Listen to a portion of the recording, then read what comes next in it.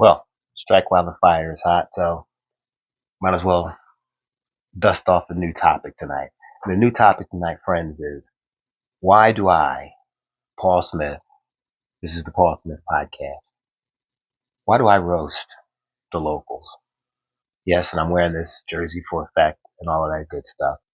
Uh, but I'd love to expand on that tonight. Why do I roast the locals? Want to know? Here we go. First, I'm going to start off with some statistics because Google works.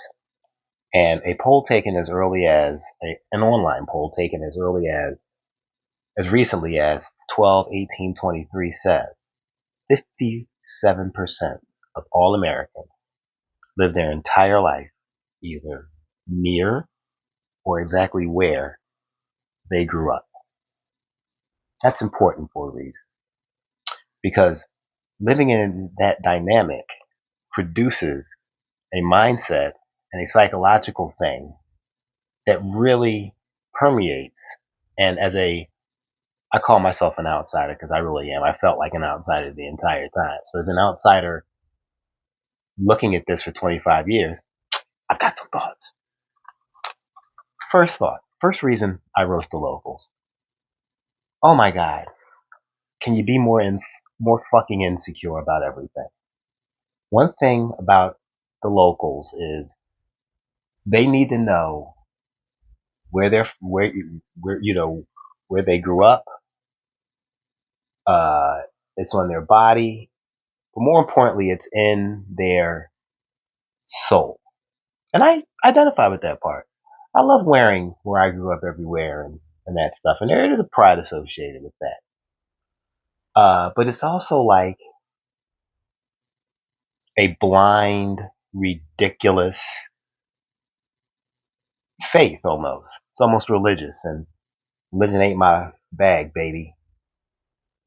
Because when you're blind, you don't see points of improvement, areas of improvement where you could be better. It's just fully accepting with no desire to get better. And uh which is weird because the self-importance comes from a need for an okay from everybody that I stopped right here in life and I'm going to set up camp here and that's it. They need such a deep okay from everybody around them that the thought of folks thriving beyond them triggers this self-importance. So now they have to really dig in to being super local and they call themselves everything related to where they live. More importantly, they're not open to anything outside of where they live, including an opinion. I'll take it to sports. Watch a national program write a story about any market. I mean, we could talk about Philly, absolutely. They whine like bitches every time a national writer says anything that doesn't match their narrative. That living there, you have to understand it's like everything else in this world. Sometimes you're a little close to the problem to see it. Like I know Philadelphia fans who don't think that they're over the top and ignorant. Some of them are. Not all of them, but some of them are. But there are people within that base that think that it's okay. That's just who we are. Be assholes in front of kids and be shitheads at games and the nasty ass predatory misogynistic tailgate. It's nasty. And every tailgate's not like that. I've been to tailgates in Missouri. I've been to tailgates in Wisconsin. I've been to tailgates in Texas. I've been to tailgates in California. Women are safe there. I don't feel like women are safe in some of the tailgates that I've been to. And that's just real. And that is all wrapped in to a behavior that is regional and accepted. It's no different than a shitbag redneck in the Rust Belt being accepted for being a little racist or a little homophobic or for having Confederate stickers. It's not he's just the way it is. You know what that is? That's a local unwilling to change. That's a local that's watching the world go by. And part of that insecurity is running back to folks who look, walk, and talk just like they do. Sound familiar? Kind of sounds like a corner bar, don't it? So part of the whole local thing is too is I mean, you're almost like chips on a board because you all can be herded because of your personalities in the one group and weaponized any way you want. I mean, the unions do it all the time, and so do voting blocks because all you nitwits vote exactly the same, and you know you do. Just like those nitwits in the Midwest in these same local areas vote. Guess what? Exactly the same. We know exactly what they're doing. They're so predictable. And you're predictable too. It's why you have such shit in your local governments. All of them, including my hometown. Most governments have unskilled, unqualified, nepotism hires who brainwash a generational block of voters into falling for that grift every 2 to 4 years. Mr. Fourth fucking District. Let's check the quality of life in the people that have supported those folks. Not just him. There are some in the Midwest, there are some in the South. Again, Google works. If there's more than a 3-term Congress or there's a 3-term server anywhere at any level of government, give me a few minutes. I'll find a grift somewhere. That's whole societal thing. Government should be based on performance and not who your daddy is. That's a whole topic for another podcast. Here's the best part about the locals. That sliding scale of morality. You know? What's okay in Cleveland's not okay in Austin. What's okay in Philly's not okay in Destination X. It's just funny what's okay. Here's how the world works. There's one set of rules. That's it. I know y'all think y'all above them, but in every city, here's what I know what happens. If you break the law within a view of a cop or a witness who's willing to say so, your ass is going to jail. Now, what happens next is subject to laws and whatever else associated where you live. But all of the rules are kind of the same. You fuck up, you go to jail. You cheat on your wife, she might leave you. If you're a good husband and you're a good wife and you put each other first, you're gonna do all right. And that's transferable everywhere. But in certain cities, y'all flip shit around. Like it's crazy. Y'all just flip shit around. And the one thing that echo chamber of local ecosystem nonsense always has is a lack of trust, worthy people, monumental disrespect, and lack of care and support for women, uh, intolerant against everybody, and easily swayed in every direction. Again, voting blocks, it's whatever. Y'all just hop on or whatever happens. I mean, I saw a riot in one city, and folks were more worried about the live social media posts than the city actually being looted. So, and that's their city. They're the locals. Here's one of my favorite parts of every city. Every city has what I love to call a big fish in a little pond. And it's always a guy. Let's just start there.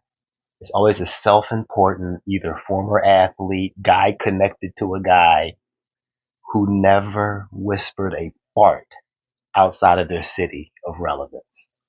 So what they do is they ingratiate and then grift the city on behalf of usually their ego and a need to be bigger.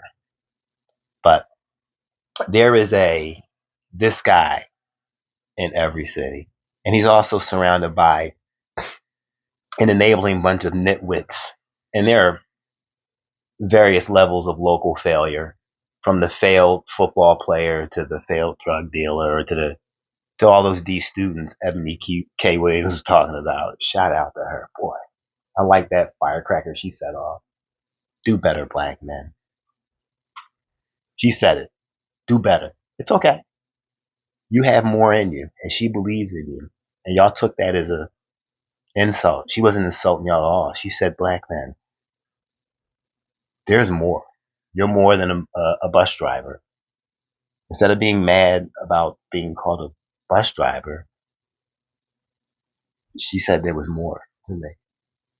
Fuck. That had me moving. I wasn't offended by that at all. It's nice that somebody sees you for more than what you are. Not with a local. No, that's why I got away. But yeah, the big fish guys. I love these guys. They generally throw parties because what these guys generally, you don't know what exactly do they do, and there's always a hustle involved. Yeah, there's always a hustle. And now let's be clear here.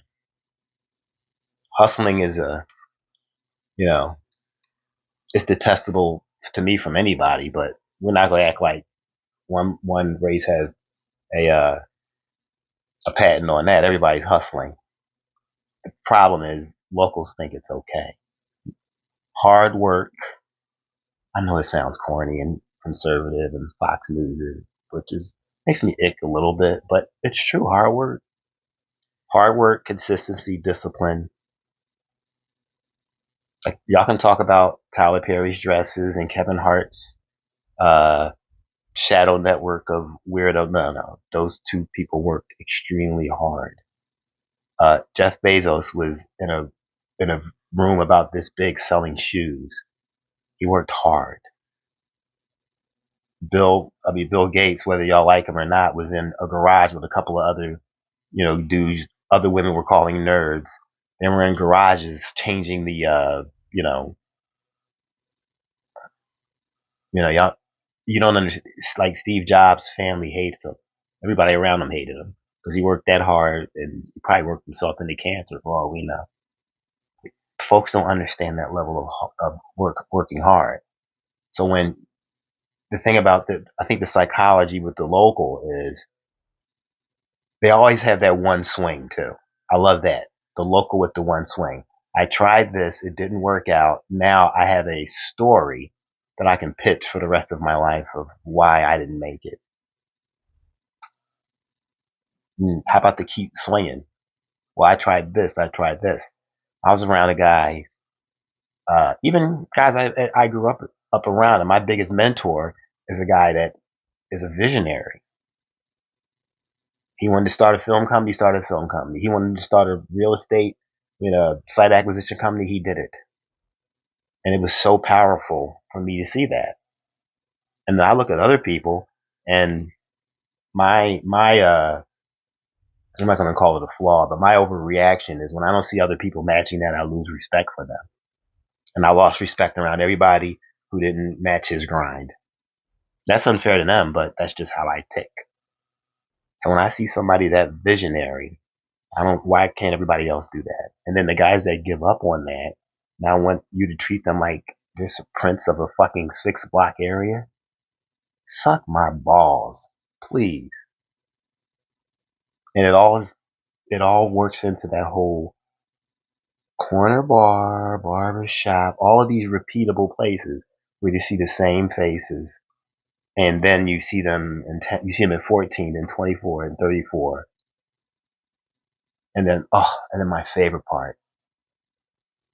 Uh, we don't care that you were a bully at 16. You're 36 now. Nobody cares. You want to fight every fucking body. But then in 5 years now, you're going to be marching for criminal justice reform. Get to that closer. Get to that. Like,